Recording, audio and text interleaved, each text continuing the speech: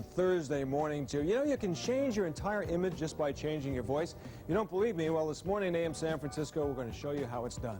You know, and everyone should have a good sense of themselves, and that includes your children. And this morning at AM, you can learn what you as a parent can do to help your child develop that strong sense of self-esteem. And here's a young man who has a good sense of self-esteem. Actor Mark Singer is here to tell us about his brand new film.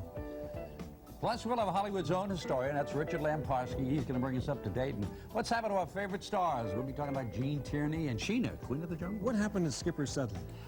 Stay there. It's all coming up next, live on AM San Francisco. Whatever happened to us? This Where did Skipper they Sedley. go?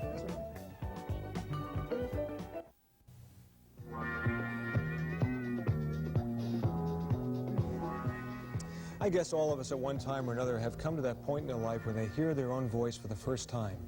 And when you do, you say, that cannot be the way I sound. Our guest is Dr. Lillian Glass. She's a speech pathologist, and she claims that your voice can change your life depending on how you use it. Welcome to AM San Francisco. I might point out that Dr. Glass also is on our sister station down in Los Angeles, KABC. All right, now how does our voice affect us, and how does it affect other people? Well, it's completely related to your total image. We've all seen the movie Elephant Man, where we have seen John Merrick, and he has this dreadful disorder. And we are repulsed by him. We don't like him because he's unusual. And all of a sudden, he opens his mouth and he communicates, and we fall in love with this character. This is exactly how it works in society. Have you ever been to a party? I have been to a yes. party. Have you ever been? Okay. About 2 years ago, I went 2 years ago, right. Okay. It was well, about 1980 I went to. 1980, okay. Well, do you remember back when, in 1980, when you looked across the room and you saw an attractive woman and went, not bad. Do I have to commit myself on Yes, and then she opened her mouth and you went, she wasn't that attractive.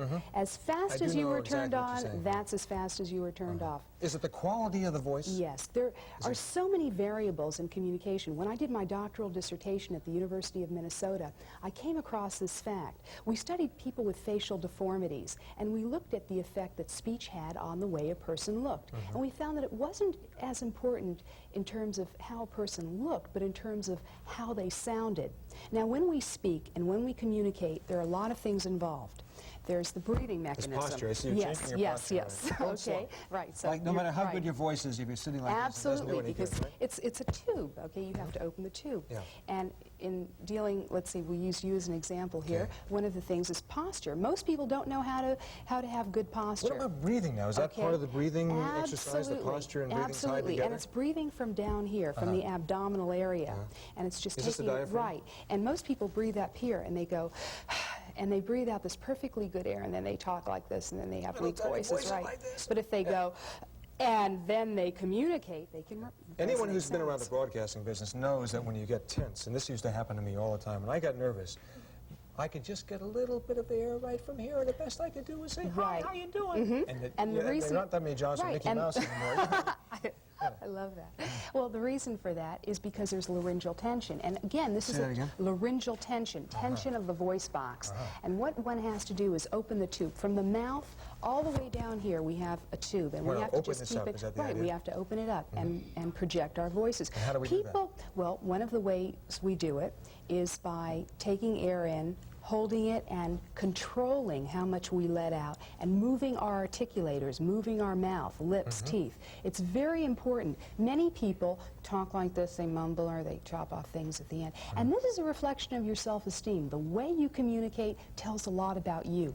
Galen, who was the Greek philosopher, once said, it's not the eyes that are the windows of the soul, it's the voice, it's the communication mechanism. This is what is essential. This is what is important. I'm doing a book right now called Your Total Image, and it deals with communication, communicating your total image. Okay, and now, we discuss this. In the voice, I once heard an exercise where you lie down on your back, and then you breathe, and if you just see your stomach, if you see your chest moving, forget it, you're not doing it right, because you're taking too shallow a breath.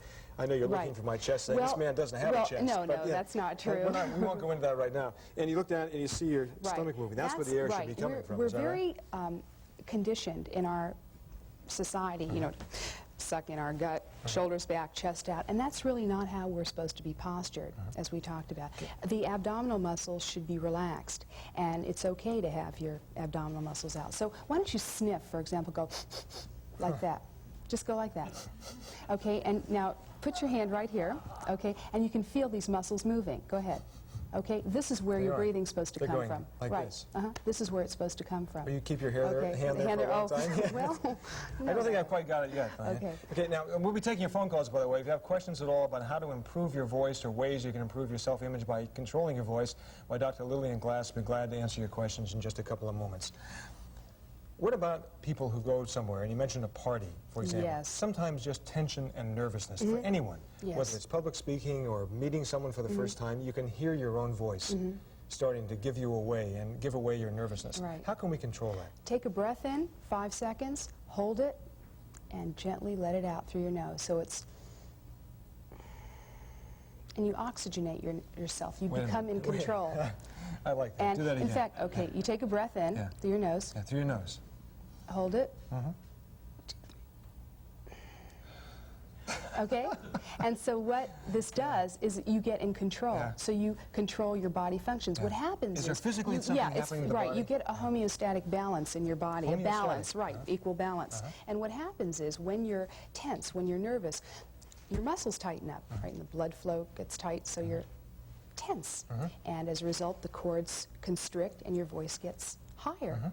But if you are relaxed and you control your airflow, this is good. In fact, this is a technique. Yeah, this is a technique that I use when I go on the news because I bet it works. yes, it does. Just and then You just let it right out like that. Yeah. Do men have more trouble than, or do women have more trouble in controlling their voices? This is a very good point. In fact, there is a difference between the way men and women communicate. And this brings up a next topic that I work with Dustin Hoffman on a movie that he's doing, That's right, Tootsie. you were converting his voice, the male voice, to a woman's And voice. that's when it first hit me in terms of the differences between men and women. And I had worked with patients who were transsexual and had trained males who became females and vice versa.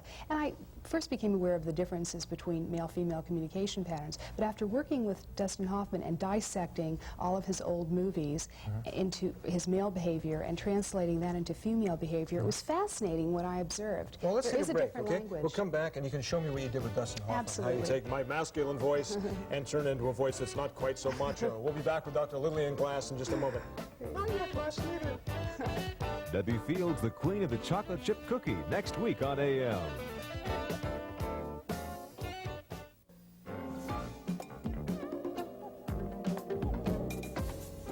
We're talking about ways to improve your voice and improve your self-esteem, improve your self-image all at the same time with Dr. Lillian Glass, who is a speech pathologist who works for KABC in Los Angeles and also holds seminars and so forth in LA. We were talking about Dustin Hoffman a moment ago, about how you converted his voice, which I'm sure he worked on to become a very good trained male actor, to become in drag. He has a show in drag, is that right?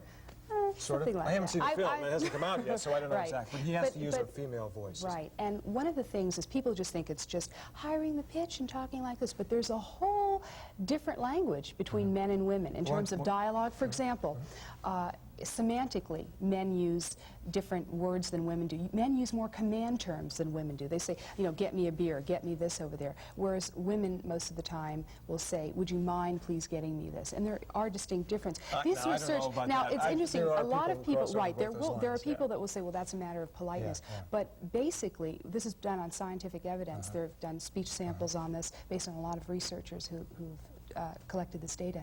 Also, adjective usage. Men tend to use less adjectives than women, and this is one of the a typical argument or fight is a woman comes down dressed beautifully, and her husband, she looks very beautiful, and she says, well, you know, how do I look? And her husband says, oh, you look nice. She says, well, you know, if you don't like the way I look, tell me. And he says, no, I said you look nice. Well, what she's expecting is, oh, that mauve dress against your... A description with the backlight coming through, right, streaming through your golden hair and all this kind of stuff. And this is what, this is the conditioning process. But this is a semantic difference. There's also physiological differences. But what about the voice? That's the Okay, point that's I what we're wanna going make to sure I talk get to about. that, In terms of movements, for example, women use more facial gesturing, more oral movements, and they're less nasal than men. Men a lot of times talk more nasal because they don't move their mouths a lot. Have you noticed? Yes, Sure, so I like do that. So that has more of a nasal quality to the voice. There, of course, is a pitch difference because males have a certain frequency that they speak at, women have another frequency based on the thickness of the vocal cords, which has a lot to do with the hormonal sex differences.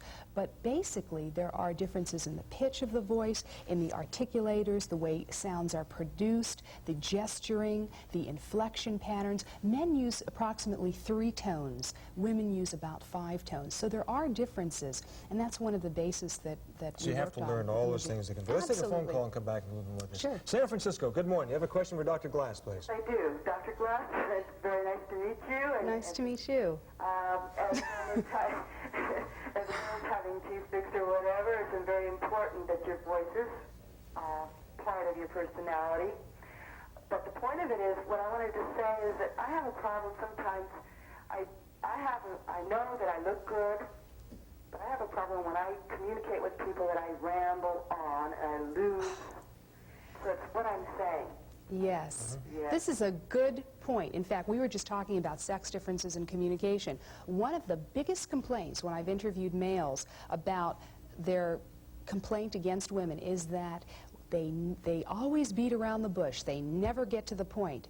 And this is one of the things that women in business have learned to deal with, to get to the points, to summarize 1, 2, and 3. If you have a problem, such as you mentioned about rambling on and on, think about what you want to say and just say it as precisely, succinctly, and then you can elaborate. But first get the message out. I'm very surprised to hear you say that. I Why? mean, because I know plenty of men, including myself, who ramble on. Sure. In fact, I even dribble out of the corner of my mouth on occasion when I'm really on a roll. Now, you There's know, no stopping me. So what we're women saying, aren't the only sure, ones. Who do that. absolutely. In fact, this is, you know, conducive. But Both it's a good sexes point. are. The point but is obvious. no, but it's interesting because many people, when you talk about sex differences, and I've noticed this, they'll say, "Well, boy, you know, I don't do that," or "That's not true." But what this is based on is scientific evidence. It's not something pulled just out of a in hat. there. No, this is based on statistical data. It's samples are collected, speech samples, unbiased data, statistical analyses are accomplished. So, Okay, let's take another call. Great. Okay, San Francisco, good morning. Good morning. I'm wondering, is there a natural pitch or voice for each individual? And if so, would there be any harm? For example, you're talking about your work with Dustin Hoffman. Yes. Would there be any harm with Mr. Hoffman if he continued to change his voice to that higher pitch or the whole... Exactly. Can that be damaging yeah, to your in voice, fact, to force everybody it? has a natural pitch level, a natural resonance factor. And it's a physics principle. It's a physiological principle, the cycles per second that we speak at. If a person speaks at a pitch that is inoptimal, for example, you know, if I talk down here all the time, I could have vocal pathology developing on my vocal cords, because what happens Damage is to the cords. damage to the vocal cords. What happens is with the vocal cords, in the middle of the vocal cords, that's where the cords are supposed to come together, and that's the optimum pitch level. If I talk too low, it could irritate the cords and I could develop some type of disorder. So it can if I talk happen, too high. yeah. So when you asked me about Dustin Hoffman, he didn't do this for prolonged periods of time, and we worked on, as I said, other things besides the pitch level. But you often hear many women with low voices that certainly sound quite feminine. That's our natural. Yes. Okay, let's take another call. Thank you very much for the call, by the way. San Francisco again. Good morning. Hello. Good Hi, morning. hi there, sir. How you doing? Very well. I wondered if the doctor could tell me, I've been here over 20 years, I'm 50 years old, if it's possible to change your dialect and also speak much slower. This is great. It's a wonderful dialect you have. It's an absolutely wonderful dialect, that's Yeah. true. And one of the things I do in my practice, and I work a lot with the Hollywood community, teaching them accents and dialects for different movie roles. And in fact, I got a call from Italy to train some Italians Could you to give us an develop example now? American... We just have about Sure. a minute left here, and I'd like to sort of get into Absolutely. that. Well, before- actually, if you want to develop an Indian accent, what you do is you talk in the back of your throat and substitute things. That's wonderful. And of course, you know, if you want to have an English accent, and there are various types of English accents. You know, there's more of a nasality, and a lot of times it's not developed. And if you want to be a Cuban, this is not bad either, because you know you drop off the thing, you talk fast, and you change the rate, and it's no And you problem. can teach know, like anybody to do that? anybody. You know, Teach it's me no one- problem. you have to just- as we well, go away here, basically, What we have to do is we have to learn, when we talk about accents and dialects, we have to look at the image, the vocal image of the character. For example, if we were doing the Cuban, you know, a lot of fast movements, rapid movements, a lot of body gestures dropping, that go with it, so body gestures. The right clothes, perhaps? Absolutely. Well, wait a minute. But we also deal with the breathing mechanism. We dissect the breathing mechanism, the pitch of the voice. It may be higher, shriller. We look at the articulators, tongue, lips, teeth, how they come together, which sounds are chopped off, which vowels are long, which are shorter. And it's an interesting process. It is. Thank you for it's being fun. here. All right? Pleasure. Down at KBC in Los Angeles to see Dr. Lillian Glass. She has a book that's coming out. She's going to be everywhere. I figure Dr. Glass will be everywhere doing accents and improving your self-image with you. You're a delightful guest. Pleasure. Thanks so much. Russ?